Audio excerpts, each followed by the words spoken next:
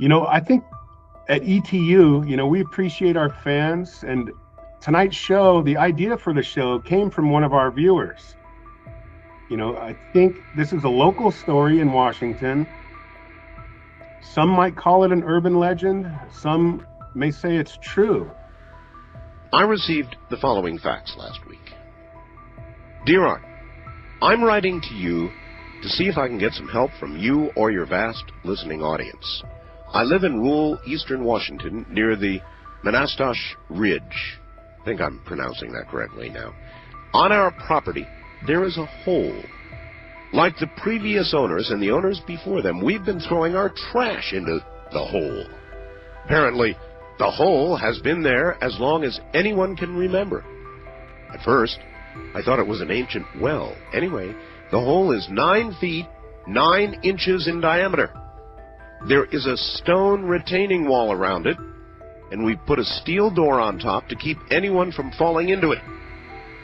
As I said earlier, people have been throwing their trash into the well, that's in quotes here, for decades. Furniture, household trash, dead cows, building debris, you name it.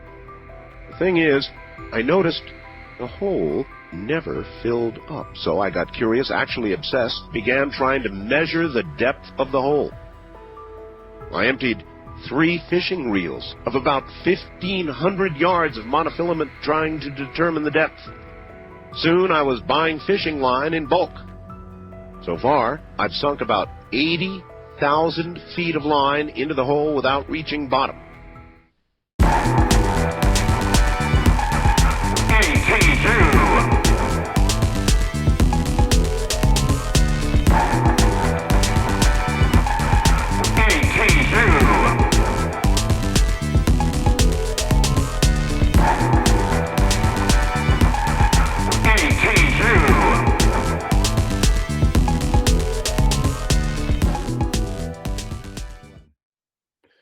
All right, and welcome to Extraterrestrial University, ETU, the ETU crew joining us live.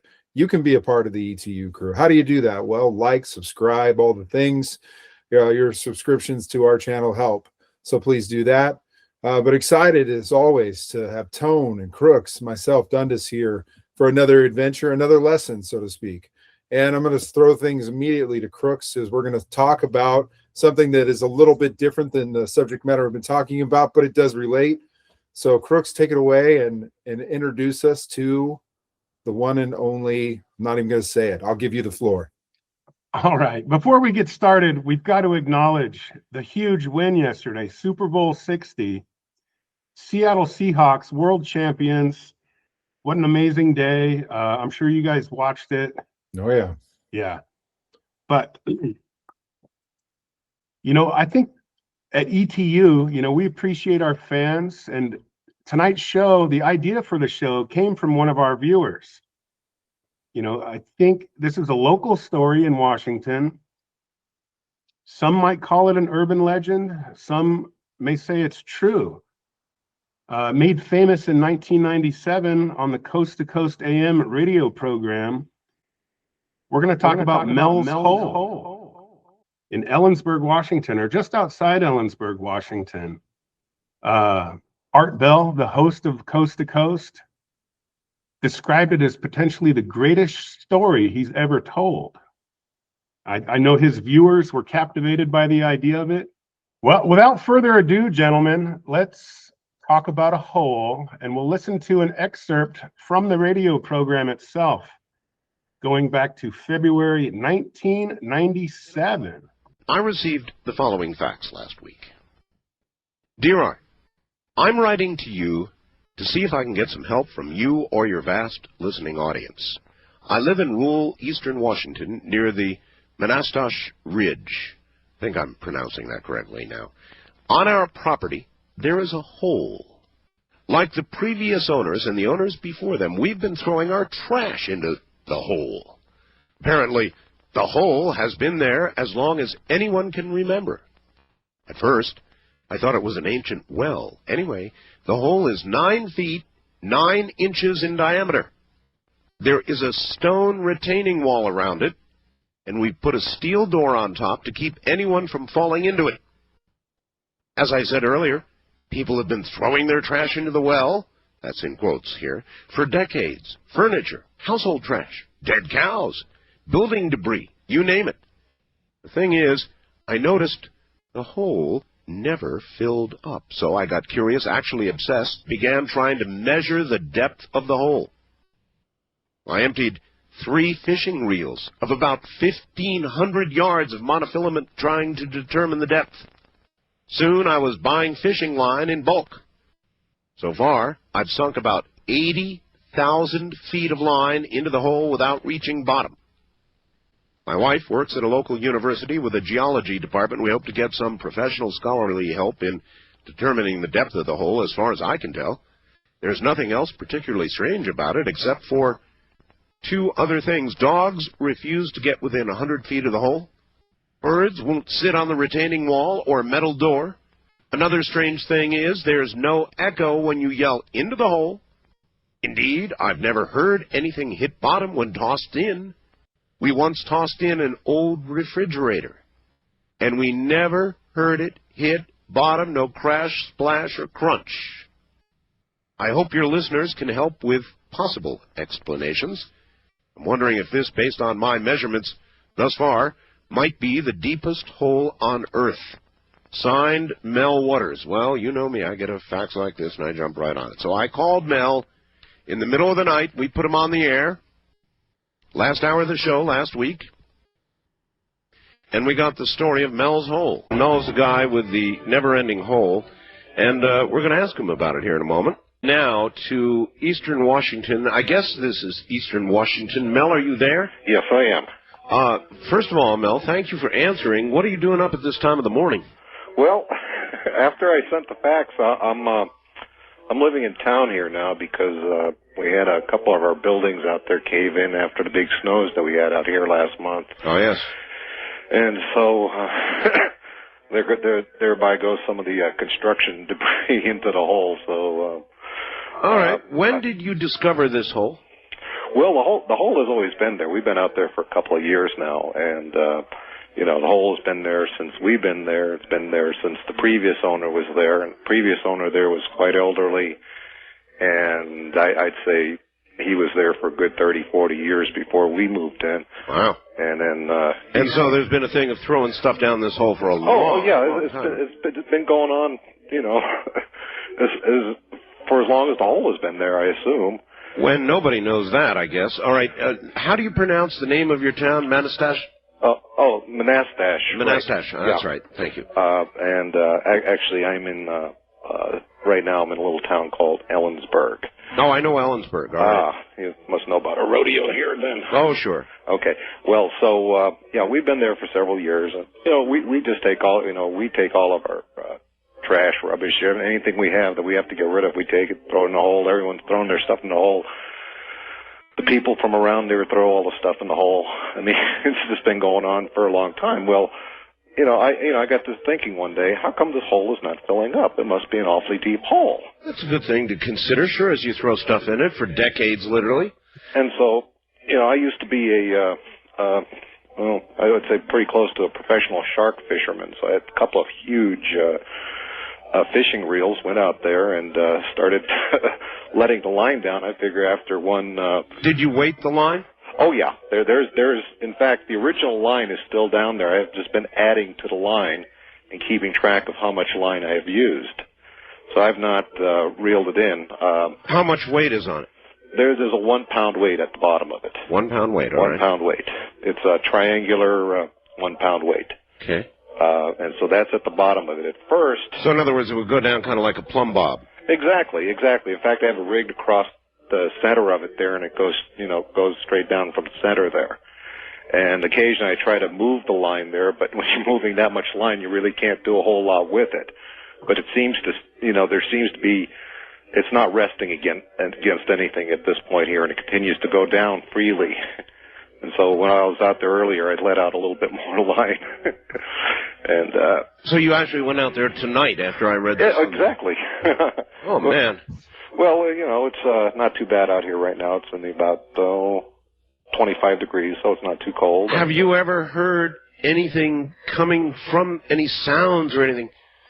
Well, I mean, the normal thing to do is kind of like yell into it there, to see an echo, and I've never heard an echo come out of that thing. No echo. At all. That's one of the first things I noticed about it. As usual, I brought the dogs with me. They wouldn't go anywhere near the damn thing, and I went back to the Suburban and hung out over there, so it was kind of, if I try to bring them there on a leash, they'll just dig their feet in. They do not want to go anywhere near the hole. And so I don't know. It's just... Well, you've got miles and miles of, Yeah, I think, I'm measuring it by feet. I convert feet to yards, so I don't know how many miles that is. I assume it's a fair number of miles, though. Well, 5,280 feet is a mile, so you really think you've got 80,000? Yes, yeah, I get line in 5,000 yard spools, and so I've gone through that many. Well, you have got a hole then that goes, well, you can't say to the center of the earth, but you've got a hole that goes miles and miles and miles into the earth. I would think a university would be out there, boom, just like that. Well, my wife does work for a local university here, and, we've been talking to them about it, and one of the things is they find it quite incredible that I've let that much line into the ground, but that's what I've been doing. Have you ever thought of winding it all back up again? Well, when I let out the first 1,500 yards of line, I reeled all of that back in. Yeah. And I wanted to know if I had hit water down there, because I thought that's a lot of feet. You bet. That's 4,500 feet of line. Did I hit water? So what I did is I sent down a roll of lifesavers. Lifesavers? Yeah, so when it hits the water, the lifesavers will dissolve. That's true. Oh, I see. So very smart. So yeah, it's an old shark fisherman's trick there. We used to send our bait out on a balloon attached to a roll of lifesavers, and the bait would go out into the ocean on the tide. Yeah. And then eventually the lifesavers would melt, and the bait would fall to the bottom. You couldn't cast a big old mackerel out there that far. So that's amazing. So, what do you got any guesses? I don't. I have no idea. I thought it could have been a mine shaft, but the thing about it is the surface part of it's been very well cared for. I mean, someone built a very lovely wall around it. And all right, tell me about the nature of the side of the walls. In other words, you must be able to look down far enough, at least, to examine the side of the walls. Sure, it's stone for about 15 feet down. Yeah. And then after that, it's soil, dirt, and then further down rock. So, but I can only see to the extent of, really powerful flashlight. I brought halogen lights out there to try to get a better look down there, but the visibility really isn't there. You cannot see much after a while. But it's a retaining wall. I'd say it's about a 3.5 foot retaining wall, and it goes down about 15 feet, and then it's... Well, I'll tell you this much. No matter how powerful a light, and I was even thinking about a laser, when you're talking about 80,000 feet, forget it.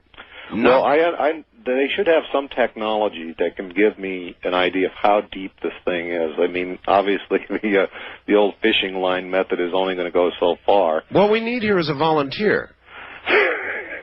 Real, I'm serious. Somebody who would be willing to be lowered into this hole. Well, I don't. To be honest with you, I don't even know if there's any air down that far. I mean, I wouldn't know about that either. Or what kind of pressures we're dealing with. These are things that are totally beyond my grasp in terms of knowledge about these things. But do you own this property? It's our property, yeah. How long have you been working on this? Well, we've been out there for a couple of years. I said about 4 years now, but this project here with letting down the line, that's only been since last summer here, and it was just Bless you know, him. I said, well, how come this thing isn't filling up? Well, sure. And you know, I talked to the neighbors around there, you know, which are, you know, you know, when you're out there in the country, your neighbors are pretty far away, but they all know the hole out there. They all know about it. So it's well, like yeah, because they all bring their trash out there. so the local legend of the hole. Yeah, this could be an apocryphal story, but one guy claims that he threw his departed canine down into the hole. Oh, really? And he swears. Well, the story is the guy that did it swears the dog actually came back to him, and he was really. A hunter. He was a hunt. The story is that he was a hunter, and he was out there hunting, and he saw the same dog. He had the same collar. He had the same little little metal thing on his collar there, and he said it was the same dog. And he says he knew he threw the dog into the hole. But that's not, you know, that's not my dog. That's not my. It's not your story, but it's a story of a resurrected dog. Yeah. This is, you know, as you can well imagine, this is all Native American land around here. And so one of the lines of inquiries I'd like to make is, you know, is there anything about this hole in regards to the Native Americans? You know, that's something I haven't really pursued right now. But if you had a fatal disease, Mel, yeah, would you jump in the hole? I would. You would? Just based on the dog story? It is in my will. What? Should I meet my demise, that you would be thrown in the hole? Disposed of into the well. I'm not sure the health department would allow that. Well, you know, one of the things that we, you know, I thought about later on is, what if this is like contaminating our water, you know? And, you know, we've had, you know, I'm sure you do this out there in Pahrump too. Well, you have your water checked all the time. Well, yeah, no personal offense to you, Mel, but if there was a possible contamination problem, I'm sure you're a clean guy. Yeah. But, you know, as you deteriorated, you would possibly produce E. coli or something horrible in the local water supply. Well, again, so far it hasn't. If you weren't resurrected. I mean, the water around that area is absolutely pure water. It is, you know. And so nothing thrown down, all the old junk and trash, and nothing has polluted the water. No, I mean, you know, I can't speak for everything that's been thrown down there, but so you know, none of that has been showing up in the water that people draw from their wells. I mean, you know, the water's as clean as it's ever been out there. I think we get water that comes off the Cascades or something. Yeah. It's just really great. It's really wonderful water. Mel, you wouldn't be pulling my leg. No, I'm not. And I'm one of the reasons that I went out to the property tonight, other than it just, you know, it's something that weighs heavily on my mind. I was afraid that after I sent the fax out, that there would be people around there, because it's... well, there may be, but we have not identified specifically where it is.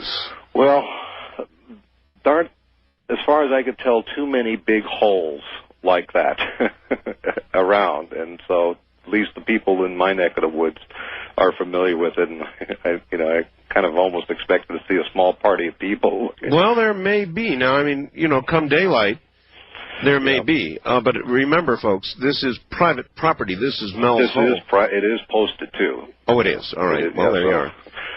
So without knowing exactly where it is, I wouldn't look for that to occur, but there is going to be substantial curiosity about it now, Mel. Well, you know, I think I've, you know, let you know as much as I know about it. I certainly want to find out more. I'm mostly curious. I was mostly curious about the depth of it. I mean, how deep is the deepest hole anyone has ever found? Well, I've never heard of anything deeper than this. You know, I thought maybe this would be like Guinness World Book of Records type hole here. And as far as you know, things I thought it would be like, could have been like an old mine. Well, now here's a couple things to think about. I've heard as you go down into the earth, Mel, that it gets hotter. Ooh. Right? So yes. You would think that your fishing line with a weight on it at some point would melt, or, you know, something, but there's still weight on it, huh? Yeah. The line is not moving freely. I mean, you know, it still falls under its own weight. Oh, that's amazing. Let's let some of the audience ask you questions. Okay, I think I can do that. All right, because I just might be missing something. Wildcard line, you're on the air with Mel. Hello. Hi, Art. This is Dave in Milwaukee. Hi, Dave. Yeah, I was listening to this. Very interesting. Yeah, it is. I just wanted to let you know, I looked up in the encyclopedia, and the Marianas Trench, which is the deepest hole we know about. That's in the ocean, right? Right, is 36,000 feet deep. So this is, certainly over double that already. Right. And it also says, under mining, that with current technology, we can only go down about 1,600 feet. Wow. That's great. That is great. So you've got something here that already qualifies for Guinness. That is wonderful. Oh, So, gosh, I like that. That's great. You said 1,600 feet? That's what they said, yeah. 1,640 feet, it says, with current technology is about as deep as. All right. Thank you very much for that information. So already we now learn that you may have a Guinness qualifying hole there, no question about it. Gee. But I want to know, inquiring minds want to know, I would think even if we just had somebody lowered past the 1,600-foot mark to see what's down there. That would be cool, but it wouldn't be me. You wouldn't do it? I wouldn't go down and no. At least not while you're still alive. No, then I will, but I mean, for the time being, no. I understand. All right, east of the Rockies, you're on the air with Mel. What if the road broke? Yeah. Well, that's true. Mel? Yeah, hi. Where are you calling from, sir? I'm in Austin, Texas. Austin, Texas, all right. Yeah, you mentioned earlier that you would like somebody to be lowered down into the hole. That's right. I would be willing to do that. See, there you go, sir, a volunteer. We've got a volunteer. Yeah, I mean, obviously under certain conditions. Like what? Just a cage, for one. A cage? Yeah, just in the event that there's some kind of weird subterranean thing eating all of this garbage down there.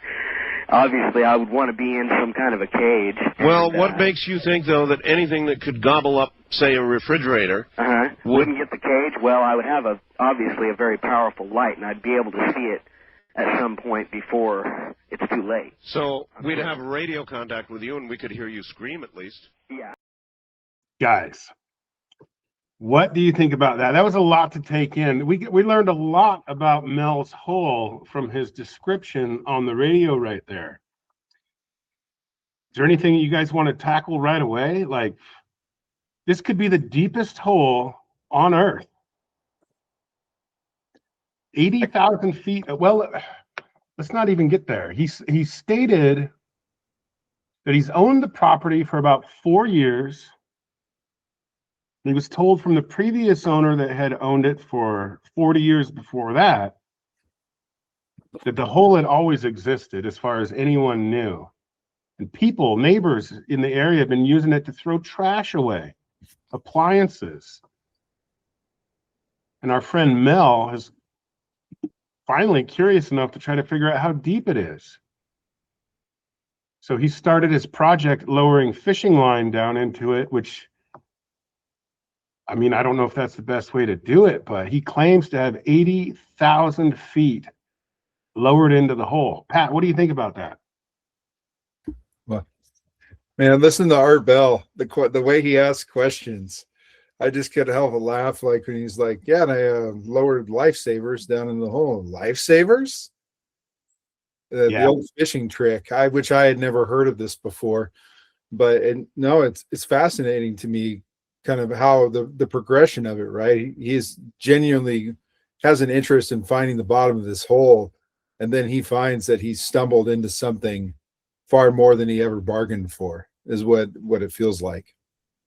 Yeah, we could have just talked about the facts of the hole, but I thought our viewers would appreciate listening to the Coast to Coast broadcast because, like you mentioned, Art Bell, great storyteller, and Mel, for what it's worth, like he seems genuine, in what he's talking about. Like he doesn't seem too sophisticated. He's kind of using a real simple method to try to do it, but he's got questions and he's, trying to get answers.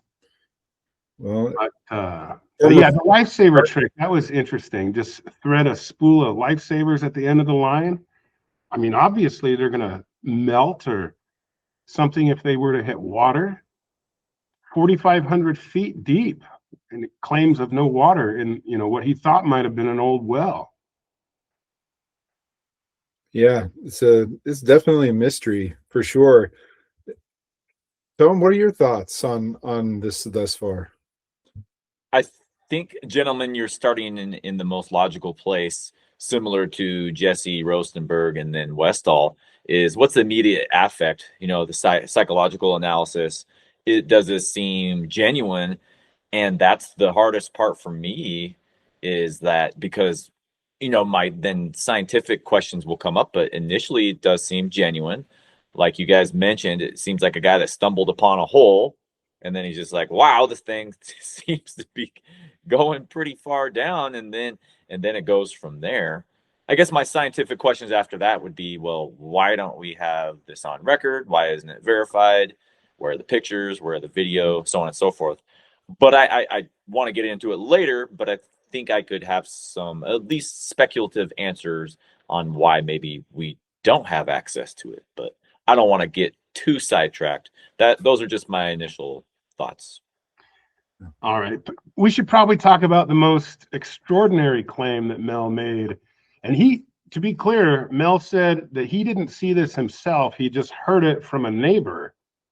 But the story of the neighbor throwing his dead dog's body down into the hole as some kind of burial, and then a dog reappeared a week later running around his property, seemingly the same dog, the same collar, same dog tags. Like, that seems unbelievable. It seems unbelievable, but then Crooks, you mentioned before the show that you were really diving deep into your ETU homework this week on the way to work every night. And one of the other videos was a Native American gentleman, red elk. I believe some of his stories or assertions were that there are people down there, or some beings that live down there. And so if that's possible, then I think it's healthy to not shut down anything prematurely. And just because that's happened in the ufology, you look at Mick West looking at the gimbal videos. It just takes one of his videos to be like, well, if the jet is moving this way in the infrared, it creates that tilt. Therefore, it's debunked. And so people will see that debunked headline and not look into it any further. But that's not fair, because that story or that case has so much more to it. While it seems far-fetched, I don't know, Crooks and Pat and Dundas, I think it's okay to just keep looking down that road and don't prematurely say, no, this can't be. Yeah, that clip that we played, I extended it a few extra minutes there towards the end because I wanted to get a taste of some of the callers that were calling in, to offer their help or advice. The first caller mentioned known depths of, actual holes around the world. And it would all seem to indicate that Mel may be in possession of the deepest hole ever. And you could tell how excited Mel was to hear that. He really wanted the Guinness records to come out and verify his hole. I mean, kind of simple goals. He wasn't trying to get too much out of this, except somebody to acknowledge that he's got an amazing hole. I mean, and a second caller offered to actually go down into the hole. I feel like we need a documentary on this, though, to be like, well, at what point did he lose access to that hole on his own property? Because that's where it gets interesting. Because if this was truly an anomalous thing, you bet your bottom dollar the government's going to get a hold of it, and then they will restrict access. I'm glad you brought that up, because I think that'll be a good segue into the next piece of audio that I think we need to listen to. So mind you, Mel made his first appearance on Coast to Coast. It was on a Friday night show. And he came back on the show the following, believe Monday night. And he's going to tell us about new developments that had happened over the weekend. I think it's important to kind of follow the story. You know, let's just let Mel tell it, and we'll queue up some more audio from the show from the following Monday evening, I believe, and I think this will be worth listening to. Mel's Hole. But now, Mel's Hole Part II. I get the following fax earlier today. Art, you're receiving this fax simultaneously with a fax I attempted to send you earlier today. Much has developed since the first fax. I'll try to explain as rationally as possible what has transpired since my earlier fax. Around 1 p.m., I drove to Yakima to shop at the Costco there. On my way back, I decided to stop at the property.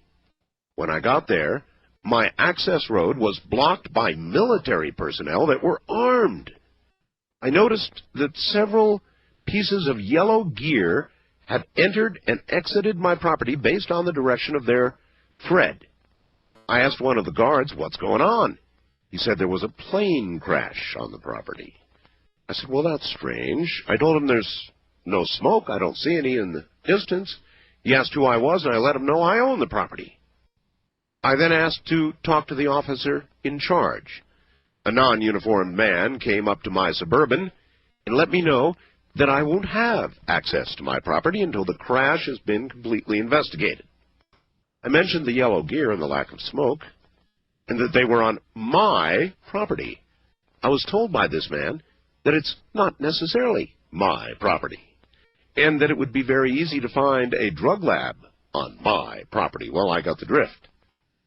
I asked if I could leave. He said, sure, don't come back until we contact you. I asked if he wanted a way to contact me. He said, they know how to contact me. I said, I suppose you don't want me to talk to anybody about this. He said, nobody would believe it anyway.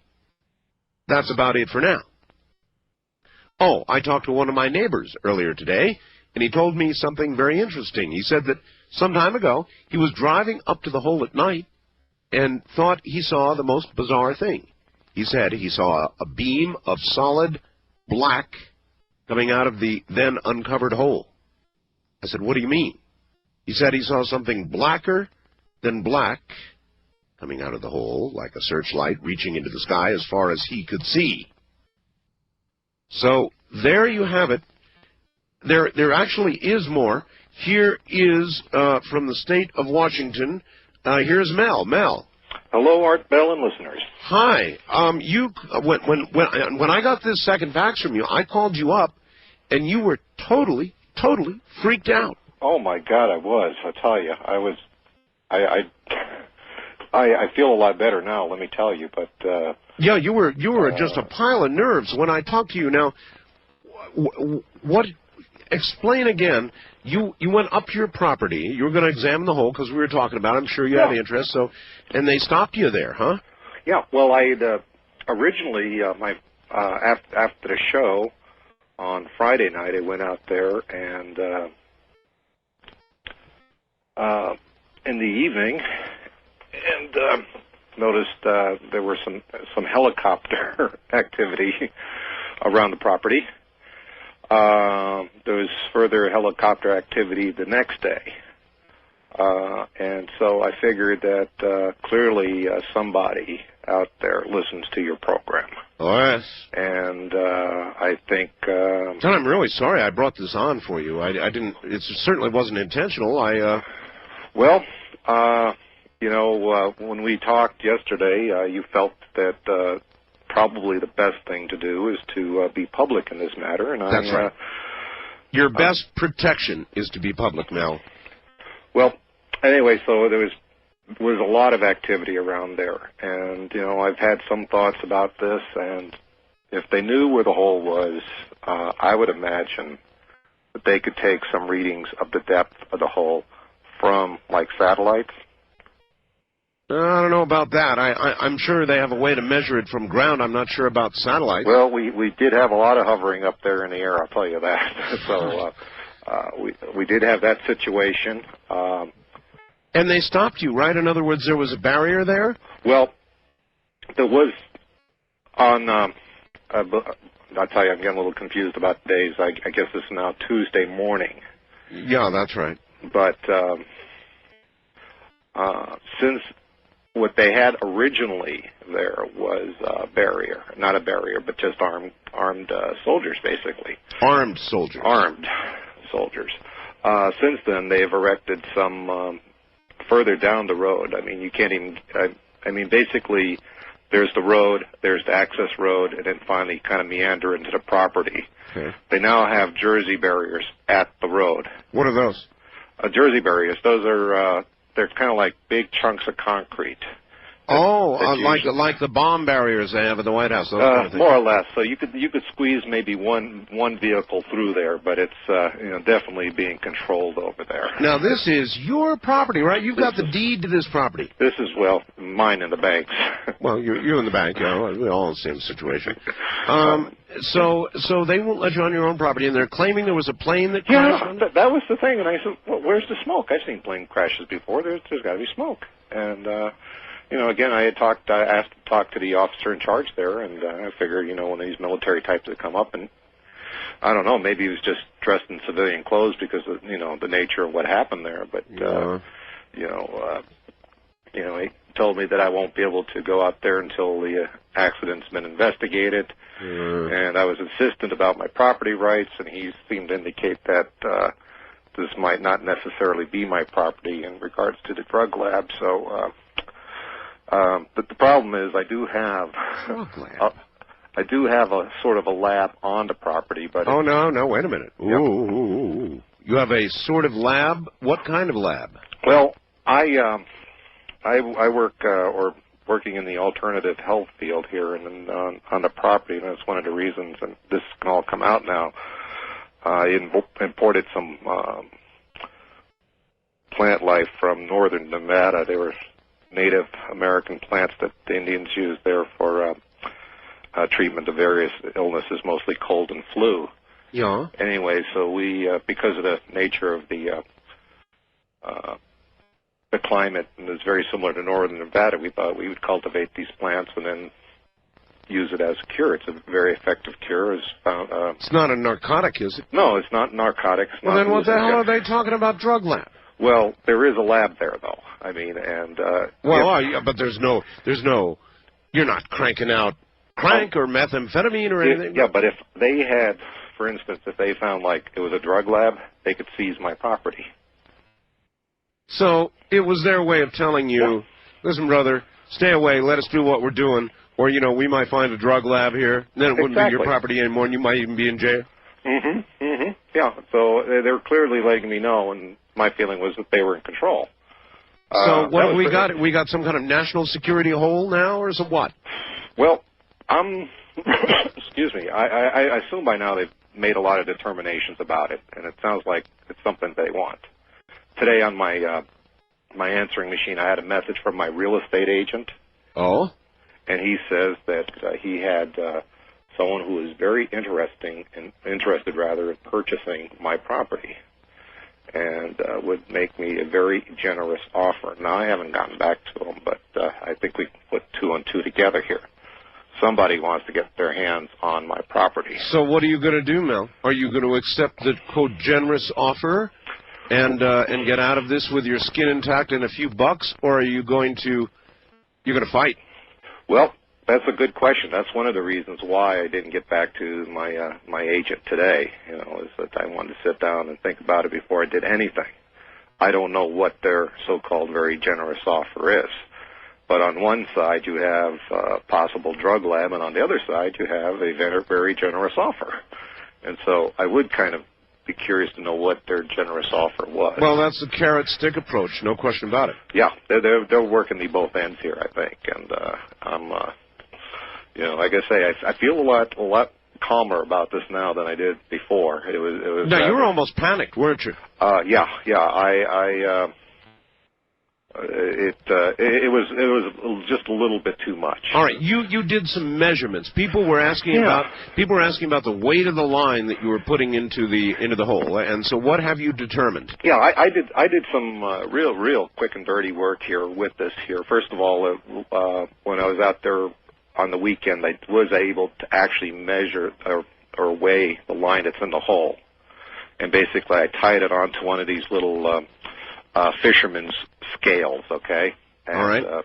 you know, it's a little spring operated thing there, but I had a weight on that, including the 1 pound sinker on there. It looks like it weighs about 17, 18 pounds. What does? The line that's in the hole.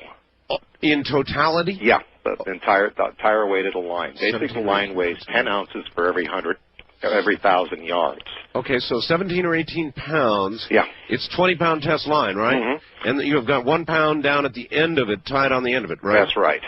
So one of the things is it's and this has become a moot point at this point, but if I drop much more line down there, and based on what your caller said, this line will break at probably at the top of the line, because that's where all the pressure will be. So but you believe you're down 80,000 feet? Yeah. Yeah, without a doubt. 80,000 feet? 8 with, what is that, 4 zeros on there? Well, so miles, 5,280 feet, so you can figure it from there. Someone's, I believe I haven't done the math on there. I always forget how long a mile is, but... how long have you owned this? Guys, we learned a lot more about this hole up to this point. A lot has happened since he went on the air talking about the hole on the Friday night show. He described that he went back out to the property on Saturday, in an attempt to measure or weigh the line that's in the hole. And at the end of that clip, he's talking about using a little spring-loaded fisherman's scale. He attached it to the top of the line, and he said it's about 17 or 18 pounds. And I asked Google myself the other day to kind of verify what he said, and that's about what it would be. But I guess the main development is the military personnel that have descended onto the property and are blocking it. Potentially, if this really is a hole with that depth, you'd think the government would be interested in it for, research or for whatever reason. So, Pat, what do you have to think about that? Yeah, it's interesting to hear the progression of the calls. And I tell you what, man, he is one of the best in the business in terms of like a radio host. Art Bell, in terms of telling stories and drawing people in and asking questions, and his vocal tone and inflections and everything.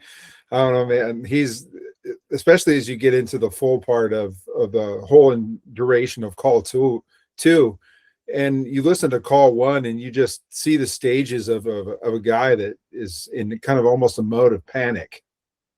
I think he genuinely doesn't know what to do. We didn't quite get that far, but man, it's been an absolute trip. And to think this happened, not that far away from us. This is in the heart of Central Washington. So that's my thoughts so far.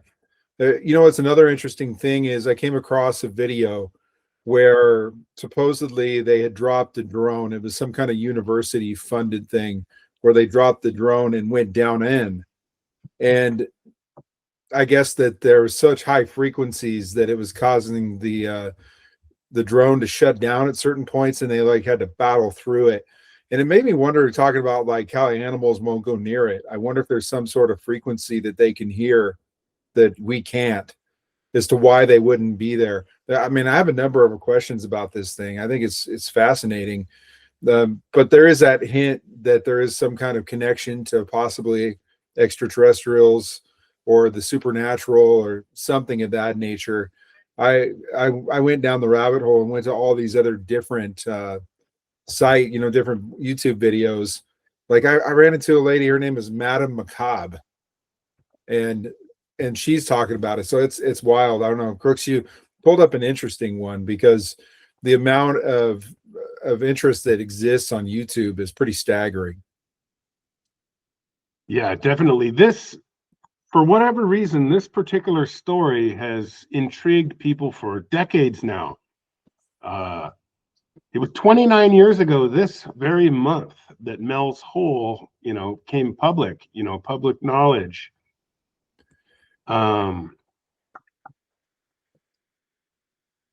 Sprinkled throughout the story, Mel, he's mentioning researching his plant. He's got a lab on the property that could be confused with a drug lab. I mean, some of these things kind of conveniently fit into the story where, these people are threatening to seize his property, and this and that, but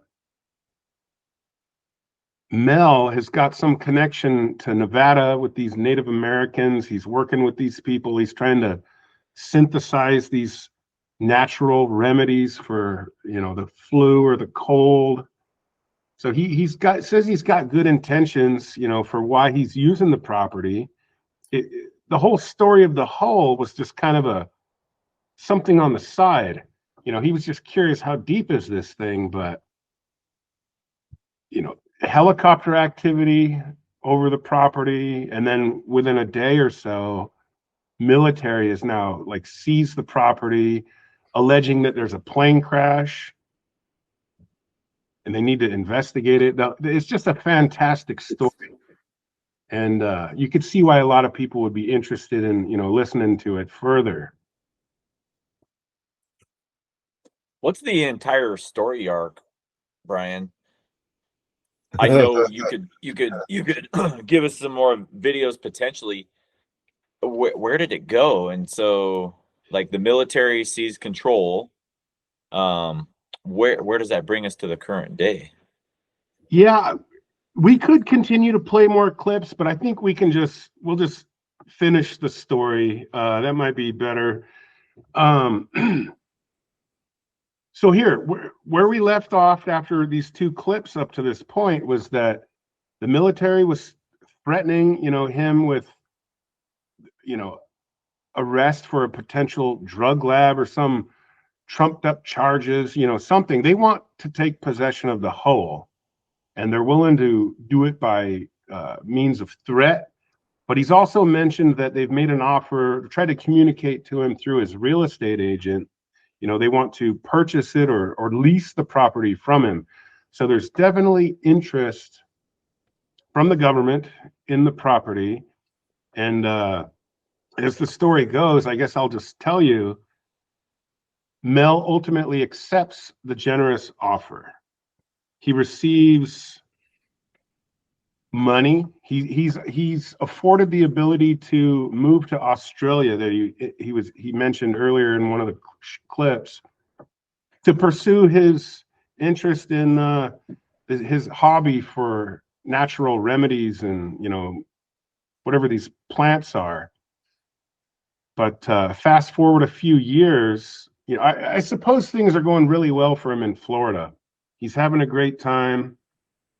He even mentions later that he's involved with a wombat rescue organization. He's doing a lot of good humanitarian work down there.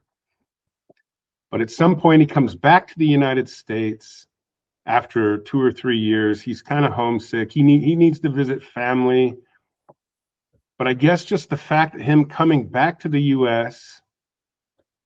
maybe violated part of his non-disclosure agreement or whatever agreement he made when he leased the property to the government, according to him, put him at risk of losing all of those things. He reached out to the show. He was going to come back on Coast to Coast and give an update. And some unfortunate things happened to Mel. He alleged that he was kidnapped, and there's 12 days that had gone by before he regained consciousness. And all of his money, all of his bank accounts had been wiped out.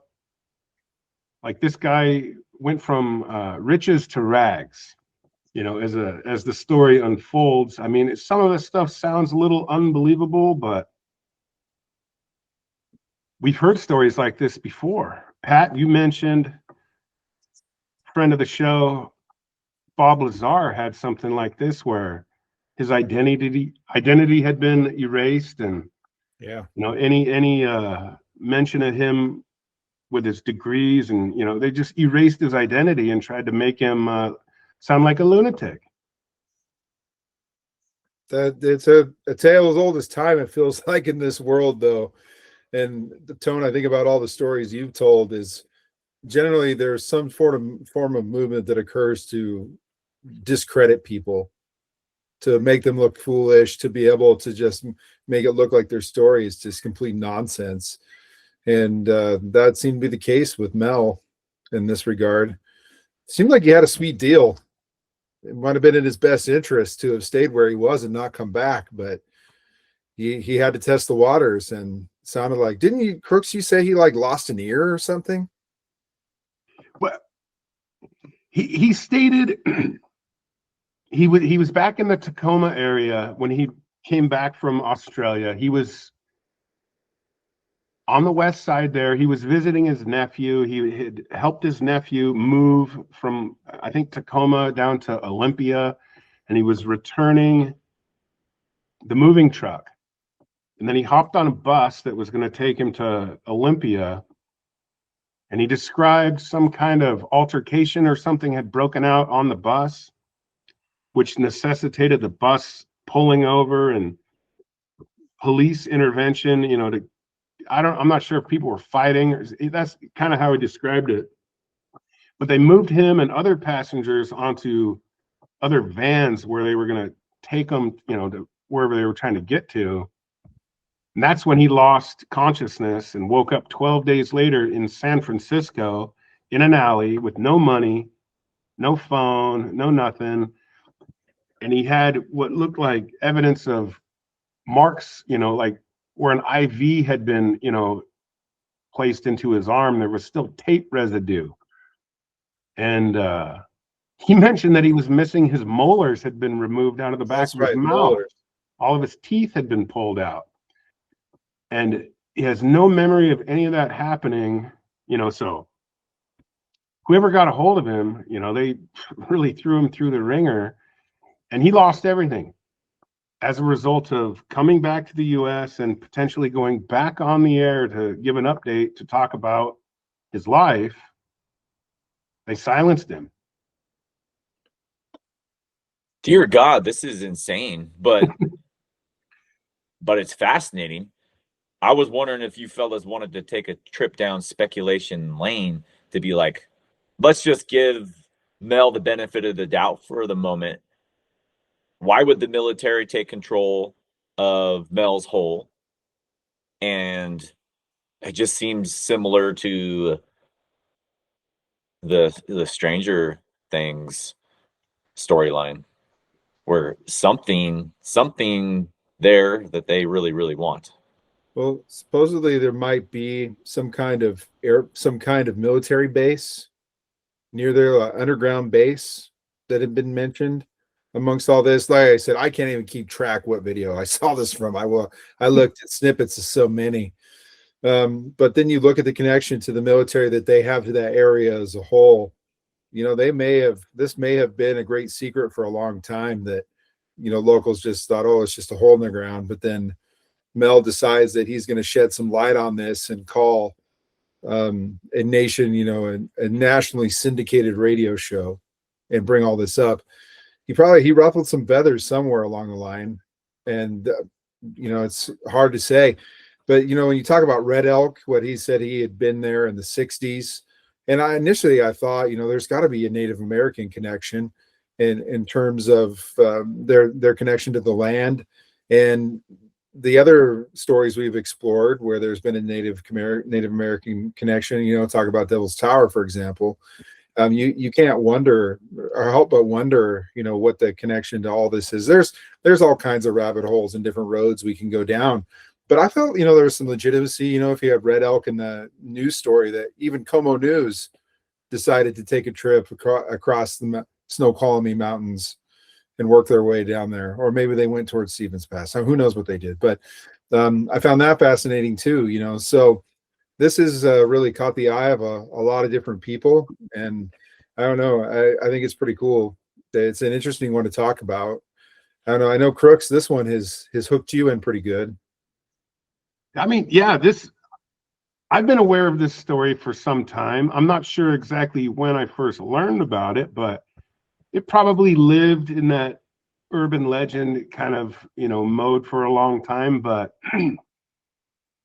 just in the research we've done, in preparation for tonight's show, there are reports, corroborating reports from people in the area that say that they saw the convoy of military vehicles and personnel descending into the area of the property, which kind of, jives with what Mel and he was saying. I mean, if there was such a hole that deep, I think the government, they'd absolutely be interested in it. So I'm not sure. I'm going to keep my mind open on this one and give Mel the benefit of the doubt. Yeah, of course they would be interested. And I think to legitimize like the part that our minds take us, like this can't be real, award-winning journalist, I need to get you fellas into Ross Coulthart. He is the investigative reporter from Australia that looks into this stuff. Him and Congressman Burleson. This is somebody from our government is saying, and I think it's been uncovered, South Korea, that there is a craft so big that is essentially, I think, stuck in the ground, that the military just started to build around it. So, and there's also Jesse Michaels has done, I think, 2 or 3 interviews of firsthand eyewitnesses saying there was a gentleman, I can't remember his name, but he was brought way down below underground. He went to a room, and something similar to Bob Lazar, there was like a basketball-shaped sort of metallic object hovering that he could not touch.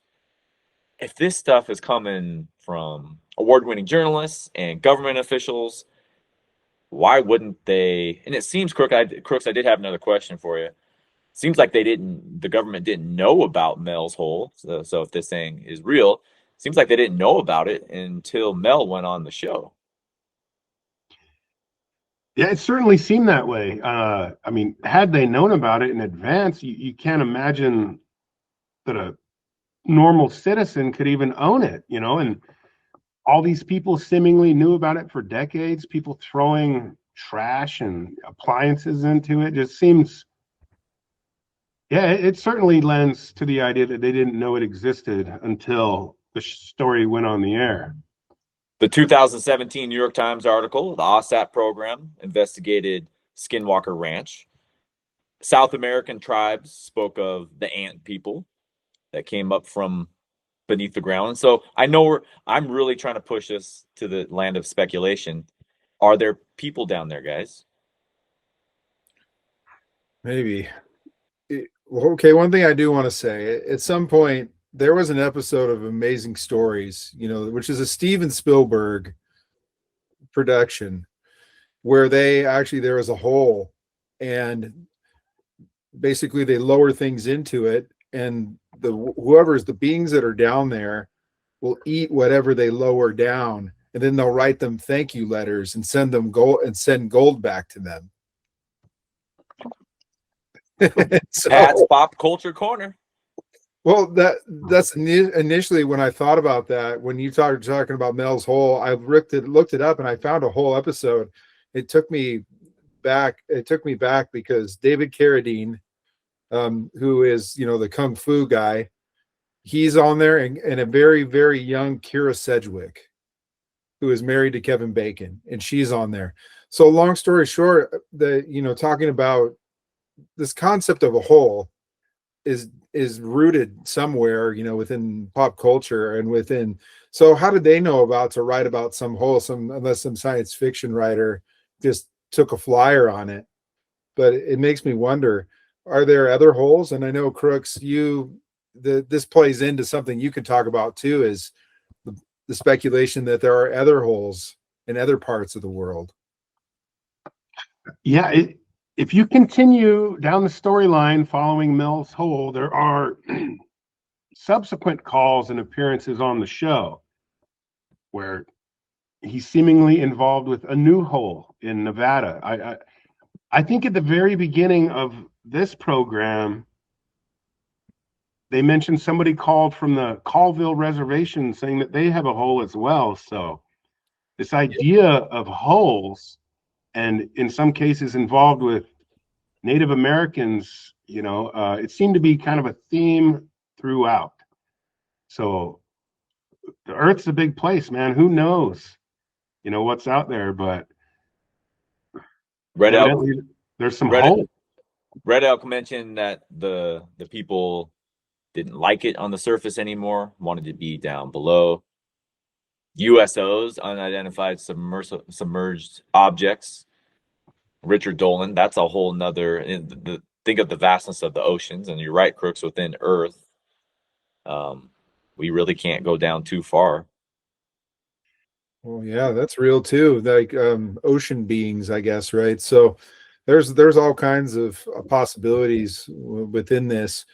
But Chris, you had also talked about this was off camera. We didn't talk about this during it, but that essentially Mel had been contacted by a Native American tribe in northern Nevada, which is where this story all starts with him taking those medicinal plants, transporting them over to Manastash Ridge in his setup that he has. That at one point they're like, it's in some old trailer where they made it sound like, you could call it a drug lab, but it wasn't. It was more of a biological lab that he had started. That they had reached out to Mel they didn't know what to do and they needed some guidance, and Mel was going to be their guide, was going to be their person.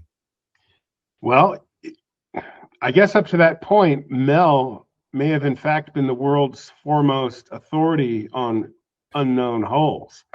And if these guys had any connection with their dealings, in this plant business, who better to bring in to investigate this hole than Mel Waters? And that story gets a little wild. They seemingly bottomless hole again, but they begin to lower objects down into the hole. They conduct some experiments. And they talk about a block of ice being lowered down into this Nevada hole. And when they pull it up, it still looks like a block of ice, but it's emitting heat.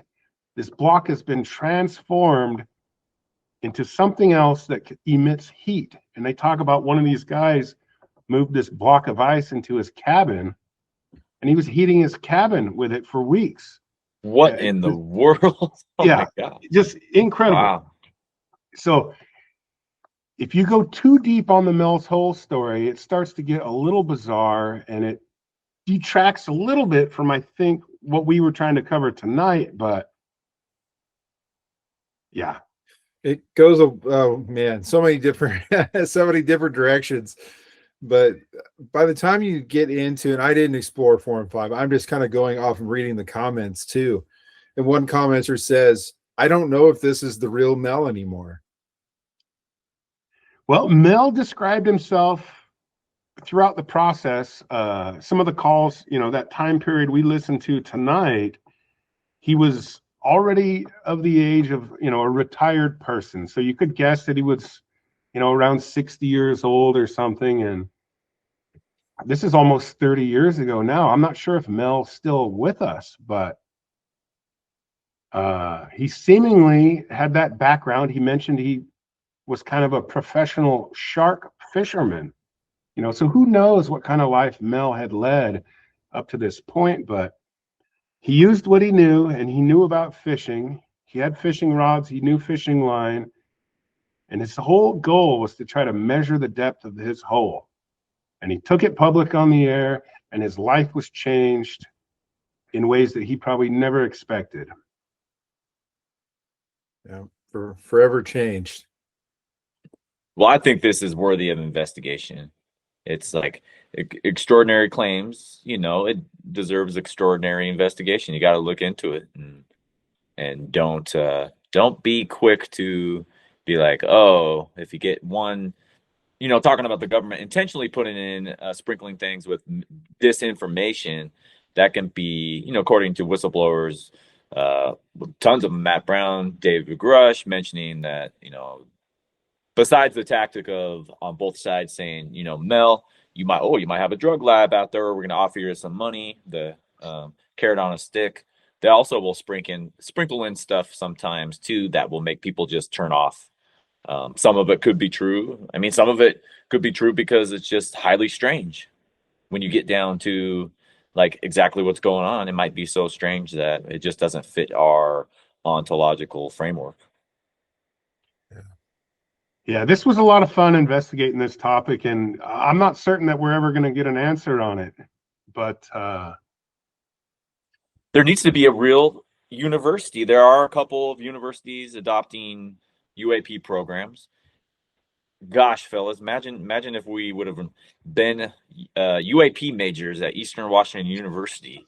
I mean, we would have been, we were busy doing other things, filling our time with other activities. But wow, what an incredible field of study that would be to get a PhD in this subject would be so cool.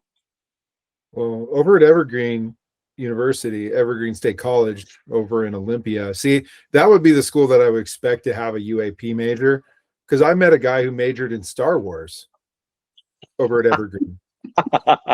No, dead serious. He has a bachelor's degree in Star Wars. That's awesome. Well, and I asked him, I said, so what are you expecting to do for work once you get out? And he's like, probably be unemployed. He replied, yeah, with his best Chewie impersonation. But I want to look in to see if Evergreen State College over in Olympia, and I've been to over there. That's a pretty cool campus.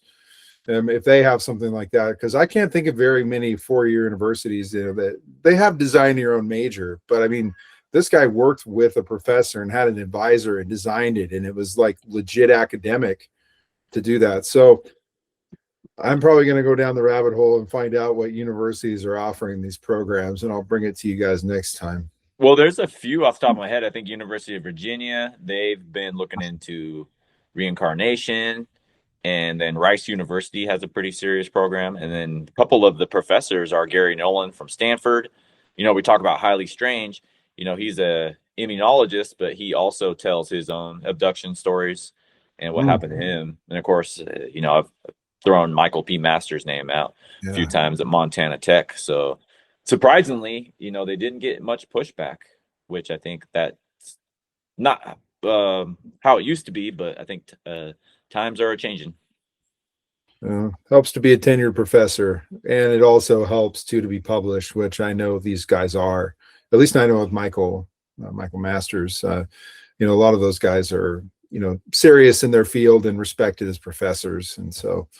Oh yeah, Gary Nolan's credentials are out of this world. I think he owns like patents and has made his own companies. Yeah, he's worked for the government as well. So. Yeah, man, this is a rabbit hole within rabbit hole. Crooks, yeah, you've made an introduction to a topic and more questions than answers. Well, a story like this, I mean, sometimes you're left with more questions than answers, Pat, but this particular story, maybe we're attracted to it being local. This was a Washington State origin, but 29 years this month is when Mel's Hole went public, and it's captivated people for decades. I think it's a potential for another. There's so many different directions we're heading off here from our Eastern Washington starting point to get out there and do a on-site field investigation. That would be well worth it. Oh, I'd be really curious to know what Ellensburg locals think about this. I would imagine there's probably been people who've been approached over the years, but I think it's something to definitely consider and look into more. So I have a feeling that this could be a reoccurring topic in terms of future episodes. But before we go too far to the conclusion, I jotted down, Mel wants to be thrown into the hole. Put that into the will. What do you think about, what are your thoughts on that, fellas? Well, yeah, that relates to the story of the dog. If the dead dog could be thrown into the hole and then come back to life, Mel absolutely, I guess he was willing to take that chance to see if he could be resurrected and come back to life, I suppose. Got nothing to lose. Nothing to lose. Yeah, exactly. That was interesting. I'm glad that he mentioned that because that's an interesting idea. Oh, man, it is. There is a show called, what is it called? Deep or Open. Oh man, it's on Amazon Prime, and it talks about a hole where it's almost like an alternate universe. And I often wonder if it pulled from that, from the idea of Mel's hole. I don't know, man. Interesting stuff. Crooks, thanks for putting the work in. Your research that you put into it really shone through this show. I appreciate it. Well, yeah, thanks for the opportunity. This was not exactly, UFO or extraterrestrial, but an interesting story. And I know our fans are open to all kinds of interesting topics. So well, Red Elk, we did mention non-humans, so I think that's a correlation. We checked some of the boxes. Okay, good. Oh, he definitely did, because it may not come out and say it, but there are like lingering adjacent details that are shared throughout all this that would hint towards that. I mean, I immediately got those vibes. I felt like, within fairly right away that could be going that direction. So no, Crooks, I think you nailed it on the head. This one kind of creeps into a wide variety of sectors. Yeah, I think as we get further into it, you start seeing all of basically kind of the roots intertwining between the subjects. With it sounds crazy, but Kristen is interested in doing. I think she wants to teach us. As far as I know, Kristen Cowan wants to teach us remote viewing on an episode. So for us to be able to get a target in an envelope, and she's going to take us through a process of where we'll be able to determine what's in that envelope. So well, like how does this relate to the UFO world? It just does. It takes a lot of explaining, but it does. Yeah. Okay. Well, I'll be ready for this. I tell you what, just when you think you have learned something about someone, there's always surprises down the road. I didn't think we were going to talk about remote viewing. I know limited about it, but I know enough to know that it's an interesting subject. So, man, how the turntables. Yeah, I don't want to put any words into Kristen's mouth, but as far as I know, she's pretty confident in her own ability to do it. All right. But like I said, maybe she can chime in on the comment section and correct me if I'm misspeaking. All right, well, that'll be cool. I looked forward to her making another appearance in a future lesson, so that's cool. Yeah, that sounds exciting. We're looking forward to the evolution of our show, see where it can take us. It's been such a pleasure. It's so much fun. Just like Pat put it in one of the earlier episodes, escape from reality. Yeah, that's for sure. Yeah, we definitely get to escape from reality, because my day-to-day reality is not in tune with the things that we get to talk about and discover, right? So it's been a fun ride. I look forward to the next one. Yeah, once again, props to you, Crooks. You did a deep dive on this, but Art Bell has always been your guy. Yeah, for many years, it's nice to know that Coast to Coast is there in the middle. I work evenings. I guess, tell people. So it's real easy to turn that on and listen to it on my drive home from work. And they cover a wide range of topics on there. And Art Bell was, you mentioned it tonight, a fantastic presenter, of information. Yeah, tremendous. And he's he's just great at transitions and all this stuff. I think people don't have he deserves to be in a greater context as a broadcaster, but he exists in a time where most people aren't awake. Yeah, and the subject matter might be a little outside of the norm for, most of society, but these late night shows, I imagine countless truckers over the years have been thankful for the existence of that show, keeping them awake, driving at night, interesting stories, people not afraid to take on a fringe subject and pursue it and see what they can discover about it. So that show has provided, a lot of outlets for people over the years, and it was fun to dive into maybe one of their most famous stories. So shout out to the show, and thanks to Mel's Water. Hope you're doing well out there. Yeah, great show, Crooks. Thank you so much. Pat, I'm gonna hit you with a cold turkey one, like I did with Alf, and then Okay. could you send us off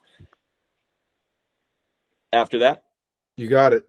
All right. Do you remember the show Alien Nation? I do. All right. I don't remember a whole lot about it. I don't think it ran for very long. But could you fill us in and then tuck us in for the night? Well, I remember this was a show that was like, I want to say probably the late 80s, early 90s. It was at the beginning of when Fox was a network. So think about when The Simpsons first came on, Alien Nation. They didn't have a whole lot to choose from. They had just brought in like the Joan Rivers show, and she was supposed to be the heir apparent to Johnny Carson. And basically she wanted her shot. She had been had more guest host appearances on Johnny Carson than anybody else. But I guess there was a rift that he wanted her to wait till he retired. She didn't want to wait. She had a chance front and center. She went to Fox. So that's part of the lineup. Tracy Ullman show, that was also at the same time. Really, all I remember about, the most I can remember about Alien Nation is that the men could have babies.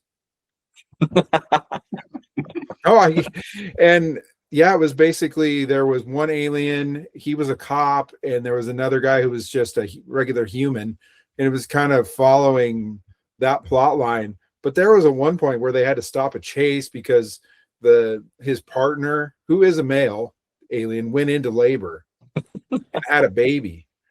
And so that's some of the stuff I remember about Alien Nation. I don't know a ton about the plot lines on it, but those things stuck out to me. But I was a kid. I was in elementary school at that point.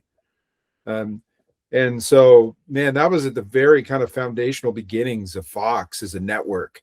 There were many people that were concerned that Fox wouldn't even make it.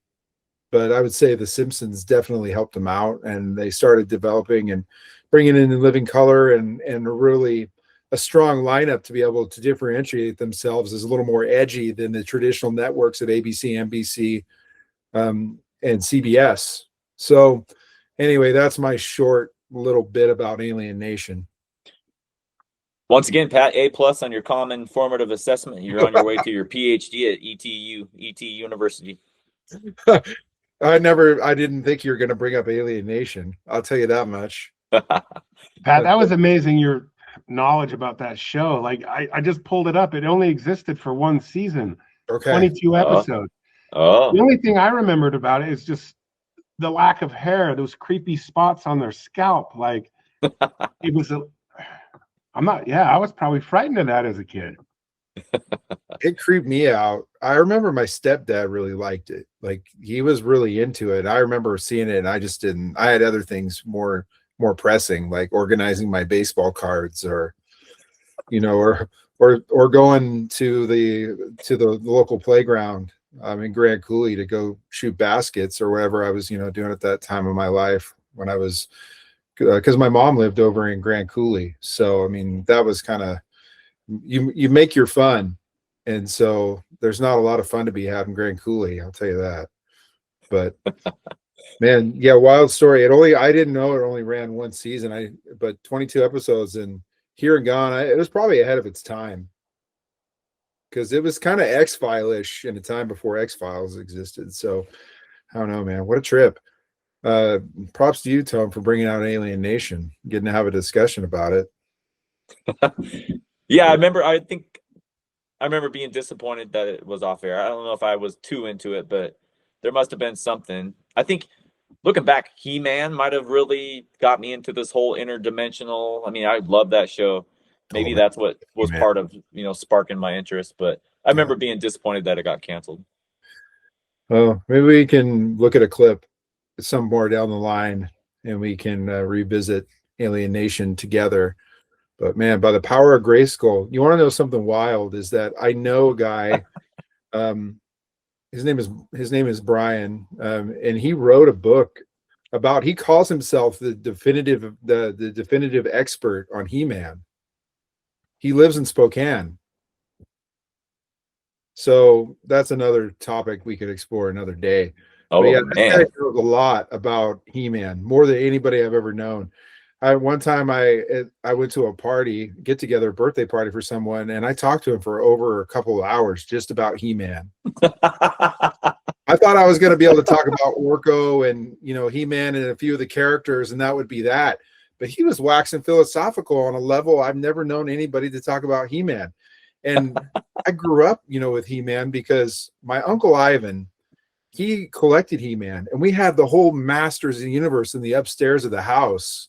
And I remember going there as a kid. He got Gray Skull and Skeletor and Stinkor and all of them. It was wild, and I think about that. So of a childhood, it's funny because my uncle Ivan, he was a kid at heart. We used to watch that. I loved going over there to Orondo to be able to watch that with him. So we're going down a whole nother pathway here, guys. We should probably shut it down. Oh yeah. I mean, if we try to care and tend to our listeners, but one of these days we should just be like, let's just keep talking until we run out of energy. It might be a 10-hour show. But Yeah, we'll Pat, see. we already have tons to talk about. But now, next time I'm around you, I'd love to talk about He-Man, Orko. I used that. Pat and Crooks. We used to go to Zips in Cheney while attending Eastern Washington University. We loved the food, the greasy food, but we would go there because they would still call your name to come get your food, and we would just giggle and delight over the names. And I used Orko one time. Orko, your chili fries are ready. Orko.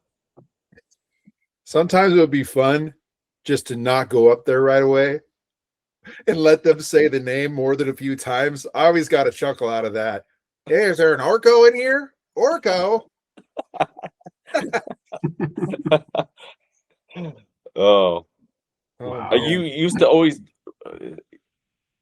I think your name was it Chang when you would go to Zips? I used Chang for a while. I used Harold a lot. But Harold's my grandfather's middle name, so it was always a fun one to use. I used to use Savion occasionally. and one time I went in there and she goes, Savion? I go, no, it's Savion. And she goes, ooh, Savion. So fancy. I'm like, well, you know what? My great aunt named me that, and I'm very proud. Just completely lying to the girl. Yeah, man. I tell you what, the good old days. Yeah, Zips and Cheney. I love that place. They had a good breakfast. You ever have an omelet at Zips, Crooks? Yeah, absolutely. That work study job I had on campus up at the Phase, old boy Johnny Brooks, he'd send me down there with some money on most mornings and have me go run errands around town, pick up his newspaper that hadn't been delivered by the time he left for work. And then I'd swing by Zips to get us a breakfast sandwich. But yeah, that was the center for just all the old boys in town would be down there getting their full breakfast, reading the newspaper, drinking their coffee. That was kind of the hub. No, if it was, yeah. Zips for breakfast, Bills for evening beverages. Our first live show, we're 8 subscribers away. We go with a what is it officially called? Is it called YouTube Live? I think so. I mean, I got some more. We got some more homework to do on that, but it's going to be pretty cool when we can do that. Yeah. Well, my son Orion, he told me, yeah, we're eight away, and then we can go with the live show. And then we can look at the comments and let's just see how long we can go. We'll go for a 10-hour live show. Yeah. Well, I trust the youth. The youth know things.